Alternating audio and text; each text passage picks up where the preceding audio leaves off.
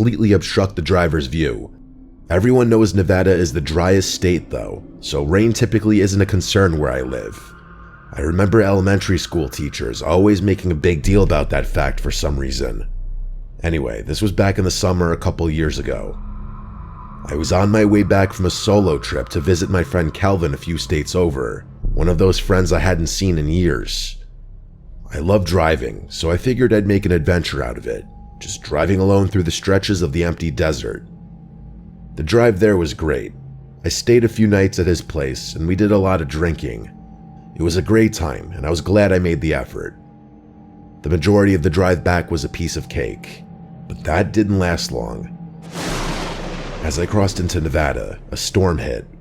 Not just a sprinkle or some light rain, an actual thunderstorm, complete with lightning and torrents of rain. I later realized that it was one of the heaviest rainfalls we'd seen in years. I'd driven through rain before, but nothing like this. It didn't really make much of a difference. With the current state of my windshield wipers, any amount of rain would force me to pull over. So reluctantly, that's what I did. I pulled off the highway and parked a considerable distance into the desert, just in case a truck or something didn't see me. I figured I had no choice but to wait it out, maybe try to get some sleep in the car. I debated calling the police for assistance with the wipers, but money was tight and I wanted to avoid a ticket at all costs. If not the wipers, they'd definitely get me on something else. I wasn't about to ask my 65-year-old parents to drive 3.5 hours to rescue me either, so sitting and waiting was my only move. I was on my own, alone on the side of the road during a thunderstorm in the middle of the desert. Not a single car passed me for a full hour, and the storm didn't even let up a smidge. I think being alone in the desert started messing with my head, because after about another hour, I got this unsettling feeling. I'm not sure what it was, but I got this unexplainable urge to move the car. It was still pouring, so I obviously couldn't do that safely. I found myself nervously looking out each of the car's windows as if there were something out there. There obviously wasn't. All I could see was miles and miles of endless rocks and desert. The sun was just about to be setting though, which would soon cast my surroundings in darkness. I hadn't expected the storm to persist this long, so the reality of having to spend the night out in the desert hadn't even occurred to me. I fully admit that the thought of not being able to see what was out there spooked me. I don't exactly scare easily, but I had heard enough desert stories to be understandably cautious. As if my thoughts were being read, the storm began to subside a bit. I took that as a sign that I'd be able to get back on the road soon, which was a relief. The sun started to set, casting that strange, muted twilight across the desert. Under different circumstances, I would have admired the beauty of it. The damn rain wasn't stopping though, so I had no choice but to stay put. I tried to concentrate on the lightning in the distance, thinking maybe that would ease my mind. I don't remember how much longer I waited, but eventually the sun set completely. At that point, I decided waiting was wasting valuable energy, and I'd be better off trying to get some shut-eye. Just as I was about to close my eyes, I saw flashes in the distance. It wasn't lightning this time, just bright, sharp bursts of white light darting through the darkness. They seemed to jump around like they were coming from multiple places. It was creepy as hell. I watched them for a few more minutes before realizing that they were getting closer. They were literally approaching me. I could feel my palms starting to sweat. I don't know what came over me, but instinct kicked in, and I made a split-second decision to get out of the car and hide. I grabbed my phone, scrambled out, and ran to hide behind the nearest rock formation. It was still raining, but I didn't care. I could feel my heart beating rapidly, and I prayed that the sound of the rain would conceal my breathing. Crouching low, I peeked around the edge, watching my car from a distance. After a few minutes, I realized what the flashes were. Flashlights. I saw 3 figures moving through the distance toward my car, each equipped with a flashlight. They were flinging their beams around wildly as if dancing or stumbling or something. It was abnormal, I'm telling you. They circled my car, inspecting it as if they were looking for something or someone. I'm telling you though, the way they wielded their flashlights, it was like they were on something. I squinted, trying to make out details, but it was too dark to see much. Without warning, one of them fired a gunshot at the sky. I jumped, completely caught off guard, and I bit down on my lip so hard I broke the skin. Every instinct told me to stay as still as possible, to make myself invisible behind the rocks. For what felt like forever, I stayed frozen in place, not daring to peek behind the rock. Eventually, the curiosity was unbearable. Slowly, I peered behind the rock again, and I felt my stomach drop. It was pitch black, no flashlights.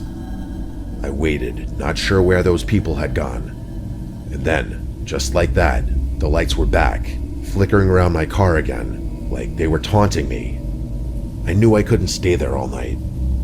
My hand shook as I pulled out my phone, fumbling to dial 911. I whispered into the phone, trying to explain what was happening, with my voice barely audible. The operator said they'd send someone, and I put the phone down, feeling both relieved and terrified.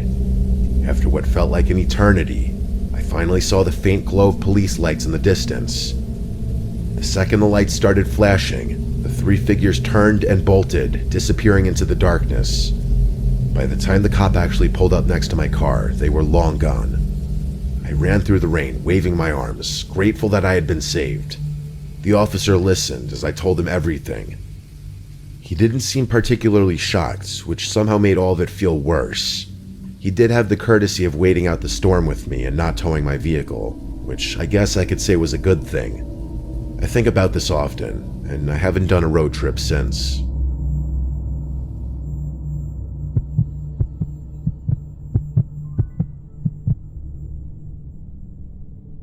What I'm about to tell you is the strangest experience I've ever lived through. My name is Mary. My friend Carol and I were driving from Florida to New Jersey a few months back. We were coming back from visiting a few friends who went to school down there. It was a really fun time, but Carol and I had to get on with our lives.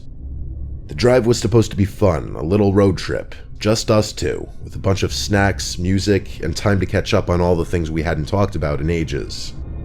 In hindsight, it probably would have been a better idea to stay one more night at our friend's place, but I wanted to get home. We were planning to do the whole drive in one shot. We drove through the night and into the next morning. A few hours after the sun came up, my back started to ache from sitting in the same position for so long. I told Carol we should pull over somewhere for a break, grab some gas, and maybe find something to eat before we get back on the road. We drove past a few more exits before ultimately getting off at what claimed to be a lively, touristy town. For the life of me, I can't remember what the actual name of the town was. It was one of those places that you'd expect to be a tourist stop, with signs pointing to attractions and promises of unique shops or local history. But even as we pulled in, I felt something was off. The streets were empty, and the buildings looked like they'd seen better days. A little too worn down for a place supposedly catering to visitors. It's hard to explain the feeling, but it was the kind of place where you could sense something was wrong without actually knowing what. I'm sure everyone kind of knows what I'm talking about, but you ever driven through one of those ghost towns where all the shop signs are still up but everything is clearly abandoned? Yeah, that's what it felt like. Only it was weirder, since things weren't actually abandoned, they just looked that way. It wasn't your typical haunted kind of vibe, but strange enough that it's been on my mind ever since. The first stop was the convenience store. We actually had to drive for a decent while before entering the heart of the town, or whatever you'd call it. We pulled in to stretch and grab some refreshments. The two of us headed inside. It looked pretty normal in there, actually. Carol was looking for a specific drink she wanted, but quickly grew frustrated when she realized they didn't have it. She's a bit of a drama queen, so I indulged her tantrum and agreed to go somewhere else. I still wanted to get my Gatorade though, so I walked up to the counter with it to pay. The cashier was a woman about 30 or 35 if I had to guess. She had dark brown hair and was on the taller side. Again, all very normal. The only reason I remembered her features was because she was wearing suspenders, which I wasn't used to seeing. I paid for my drink and we left. Carol pointed to another convenience store across the street, so we figured we'd give it a shot. When we walked into the second store, I literally felt my stomach drop. The cashier behind the counter looked exactly like the girl who'd been working at the first place. Same hair, same face, same height, same everything. I froze, staring at her. I could tell I was making her uncomfortable. Eventually, I asked her if she had a twin or a sister or something. She gave me a weird look, almost skeptical, and said she didn't have a twin and that she was an only child. She narrowed her eyes and told me that was a strange thing to ask, which I guess it was.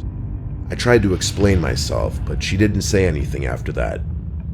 I felt this weird sense of deja vu and backed out of the store, dragging Carol along with me. Carol was confused, but I explained myself and asked if she noticed the same thing. She said she didn't remember what the other cashier looked like, and that I was probably just tired from driving for so long. I knew what I saw though, and told her I'd prove it.